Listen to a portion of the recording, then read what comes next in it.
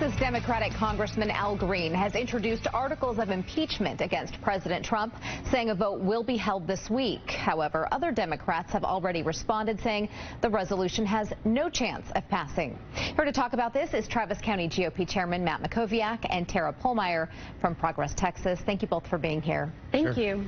Tara, why do you think House Speaker Nancy Pelosi has held firm against impeachment?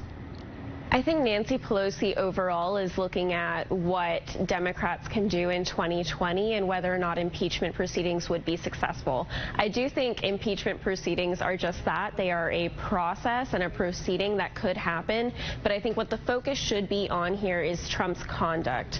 Trump's racist comments and sexist comments have gone on throughout his campaign and throughout his presidency. And it's time for us to hold our president and our highest elected official in the U.S. accountable.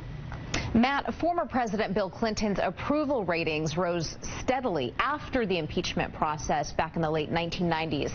Could this be why Speaker Pelosi is reluctant to impeach ahead of the 2020 election?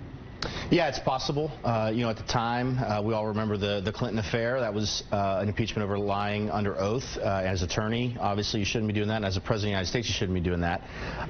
But you're right, Clinton's numbers did go up, and they went up because at that time the Republican Congress was overreaching, and they were doing something that a majority of the country didn't support, particularly at a time when the economy was strong. So there are some real parallels here. I don't know why this Texas congressman is forcing an impeachment vote. It'll be, I think, the third time he's done this. I want to say he got 50 or 60 votes the last time. So we'll see, it'll be interesting to see exactly how it all breaks down. But look, the Democrats are absolutely committed to impeaching Trump. They just want to wait until it makes sense for them politically.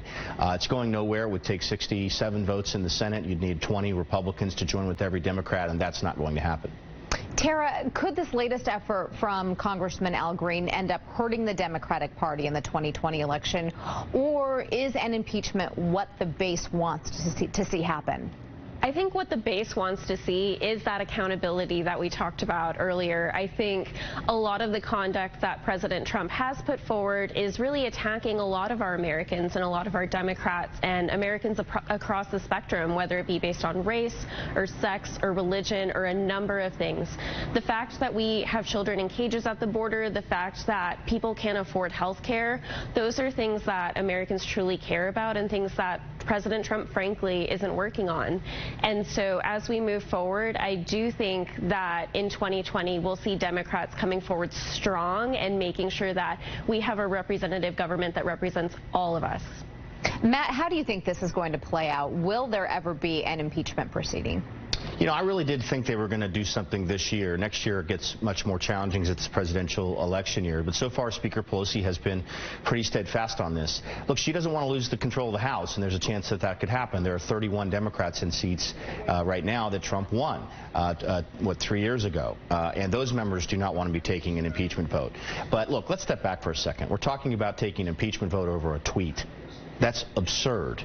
It doesn't matter almost what the tweet said. That's absurd. Impeachment is meant to be used against high crimes and misdemeanors. A tweet would never meet that threshold. It's ridiculous.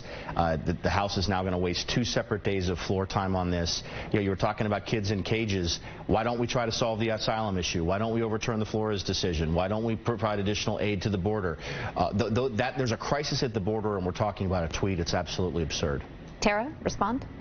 I do think when it comes to racism, we should hold people accountable. Okay. Matt, did you want to say something? I would just say the House decided to hold a vote on the resolution, right, yesterday, and they did that. So, they held him accountable in their own way. Okay. Well, we'll see what happens in the future. Matt, Tara, thank you both for coming in and sharing your perspectives with us tonight. Thanks. Thank you.